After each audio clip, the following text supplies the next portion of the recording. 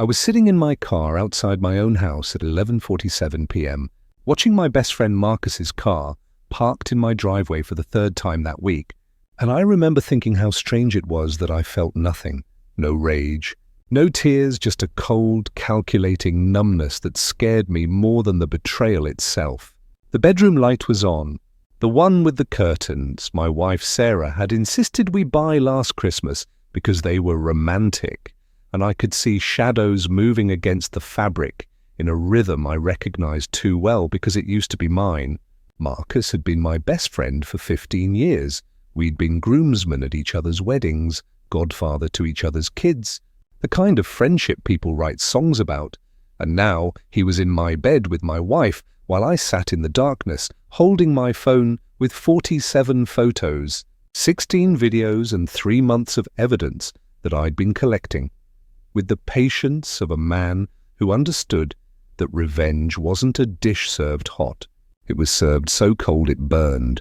Sarah had no idea I knew, and neither did Marcus, because I'd learned early in my investigation that the moment you confront a cheater is the moment you lose control, and control was the only thing keeping me from driving this car through my own front door. But I had a plan, one that would destroy them both so completely they'd never see it coming. And it started with me doing absolutely nothing. Before we continue, can I ask one favor? If this story made you feel something, if you want more like this every single day, just subscribe, please. I'm not asking for money, just one click. Help me reach 100K people who love real revenge stories. Hit that button right now. Thank you, seriously. Now back to the betrayal.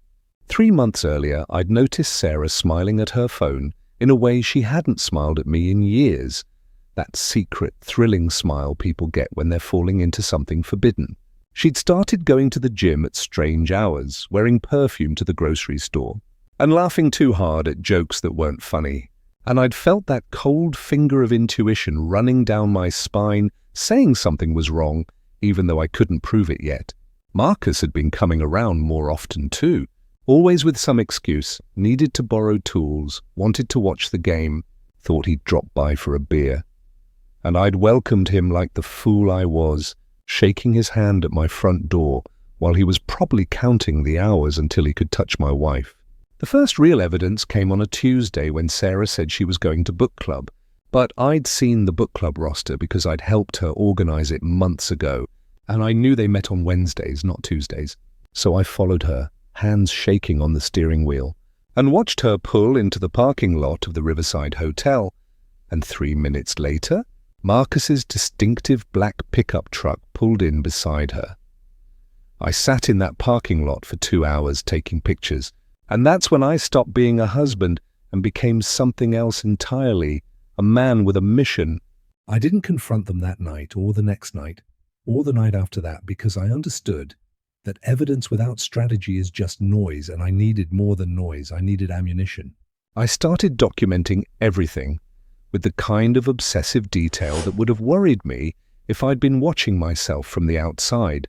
Spreadsheets tracking when Sarah said she'd be somewhere versus where she actually was, screenshots of deleted text messages I'd recovered from her phone backup, receipts from restaurants I'd never been to charged to credit cards I'd never seen. Marcus owned a construction company that I'd helped him start, had co-signed loans with him, had given him business advice and connections that had made him successful. And the beautiful irony was that his company records were on a shared cloud drive I still had access to because we were partners, which meant I could see exactly how much money he was making and exactly where it was going. I hired a private investigator named Rodriguez who looked at my evidence and said, "Brother, you've got enough here to bury them both."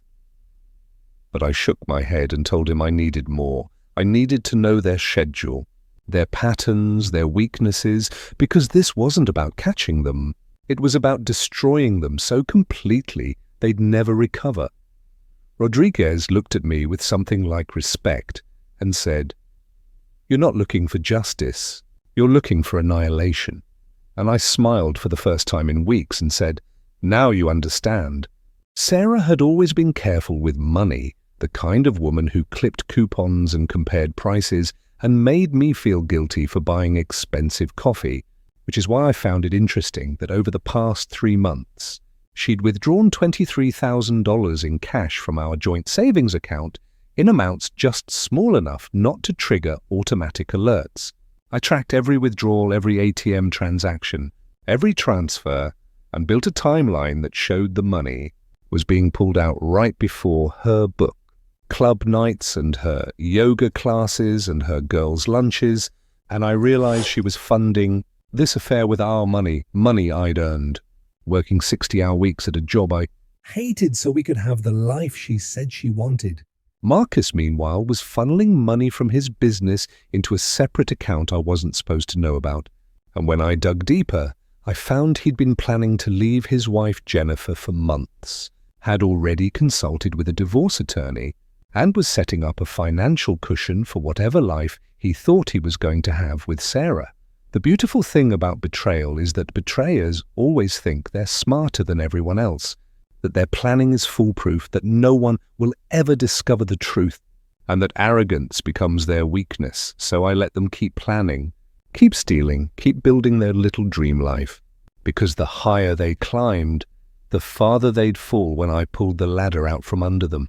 I started having dinner with Marcus once a week, just the two of us at our favorite sports bar, and I'd ask him about his marriage with Jennifer, about his business, about his dreams, and he'd lie to my face with such practiced ease it was almost impressive, telling me everything was great with Jennifer.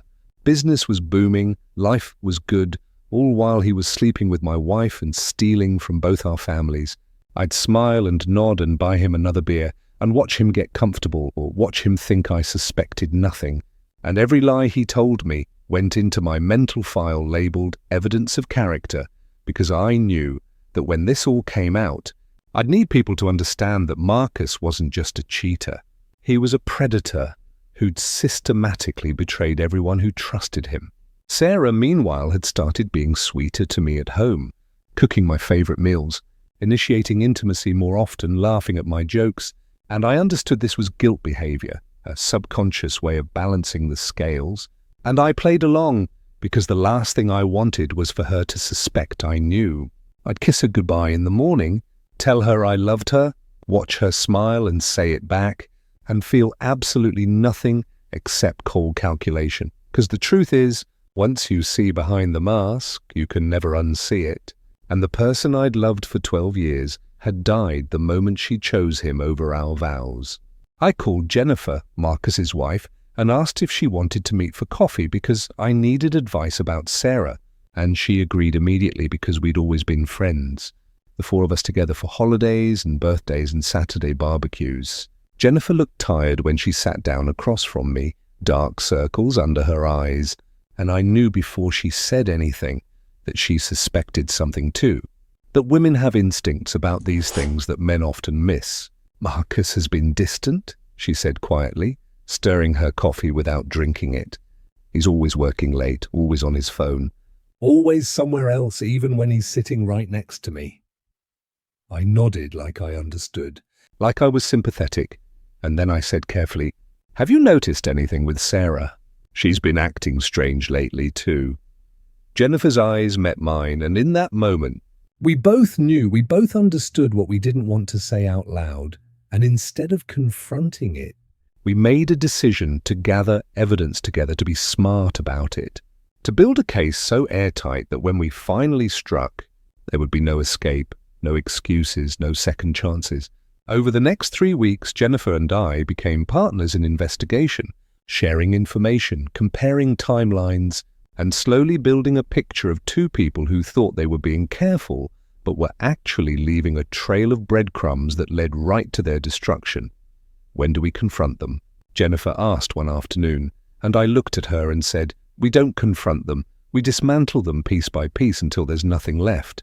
Marcus's construction company had been doing well, but when I looked deeper into the accounts I still had access to, I found irregularities, payments to contractors who didn't exist, invoices for materials that were never delivered, a pattern of small-scale embezzlement that added up to nearly $180,000 over 2 years.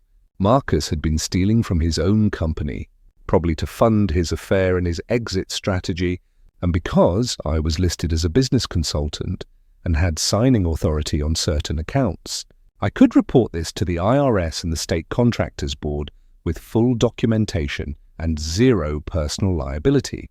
Jennifer, meanwhile, had discovered that Marcus had taken out a second mortgage on their house without telling her, forging her signature on documents, and the money had gone into that secret account he was building for his new life with Sarah. We sat in Jennifer's kitchen with all this evidence spread across the table. Bank statements, photos, text message logs, financial records. And I felt a strange kinship with this woman I'd known for years, but had never really understood until we were both broken by the same betrayal. "They think we're stupid," Jennifer said, her voice shaking not with tears but with rage. They think we'll just accept this, that we'll be the good little betrayed spouses who cry and forgive and move on. I reached across the table and took her hand, and I said, "They're going to learn exactly how wrong they are." Because we weren't planning a confrontation, we were planning an execution, legal and devastating and completely irreversible.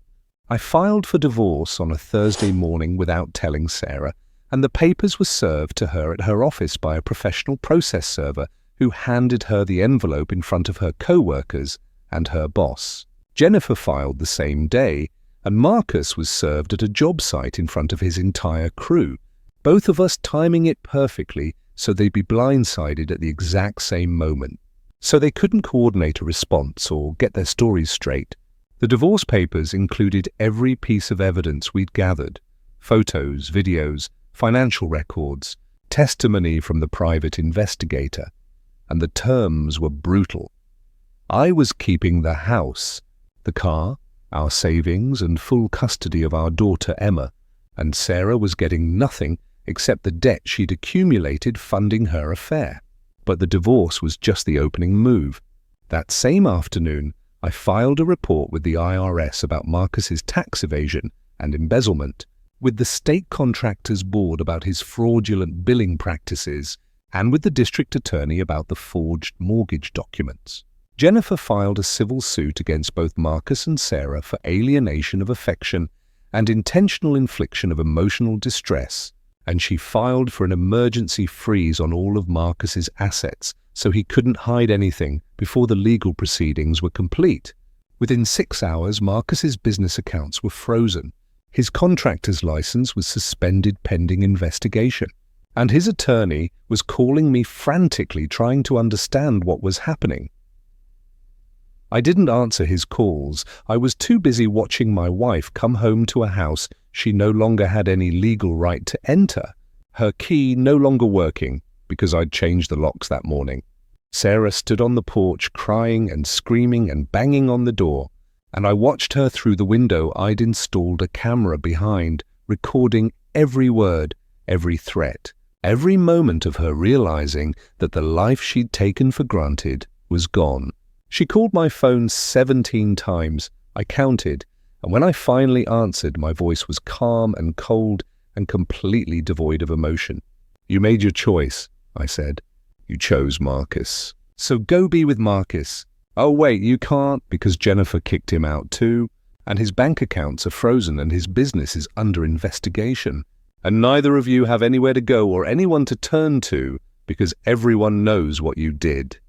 She was sobbing on the other end, saying she was sorry, saying it was a mistake, saying we could work through this, and I let her finish before I said, "Sarah, I don't want an apology. I don't want your excuses. I want you to understand that every choice has consequences, and you chose this consequence the moment you got into bed with my best friend."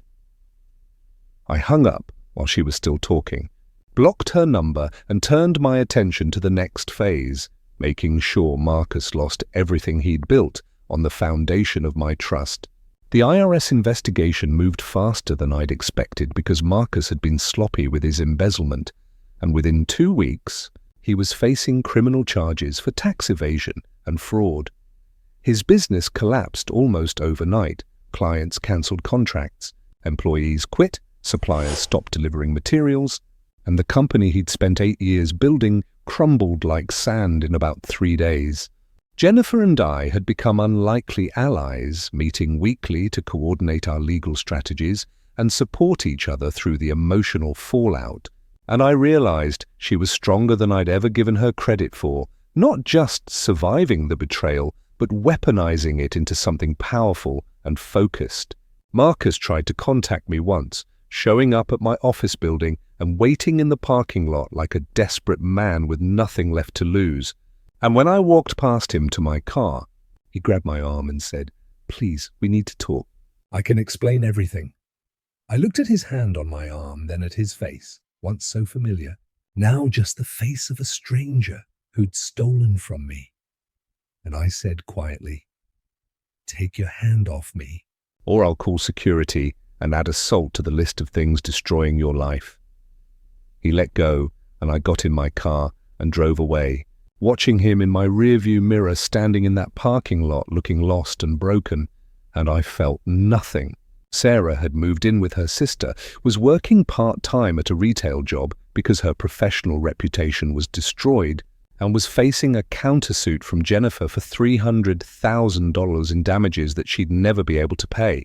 The affair that was supposed to be their grand love story had turned into a mutual destruction pact, with Marcus and Sarah barely speaking to each other, each blaming the other for the catastrophe their lives had become. And me? I was thriving.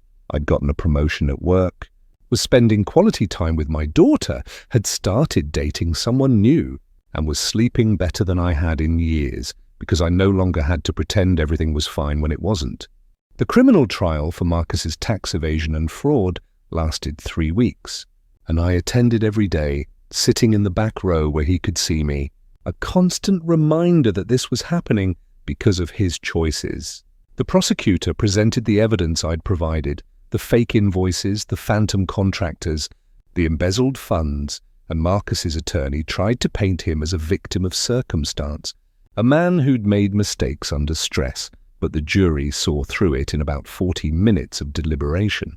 When the verdict came back guilty on all counts, Marcus's face went white, and he turned to look at me, and I just nodded once, an acknowledgement, not of victory, but of completion. He was sentenced to 4 years in federal prison and ordered to pay back every dollar he'd stolen, plus penalties and interest, which meant he'd be paying for this for the rest of his life. Sarah's civil case with Jennifer was settled out of court because Sarah had no money and no assets and no way to fight, and she agreed to a payment plan that would take her decades to fulfill, essentially ensuring she'd never financially recover from this betrayal. Jennifer moved to another state with her kids, started over, and called me sometimes to say thank you for giving her the courage to fight back instead of just accepting what happened. "Do you think they learned their lesson?" she asked me once, and I said, "I don't care if they learned anything, I just care that they paid for what they did."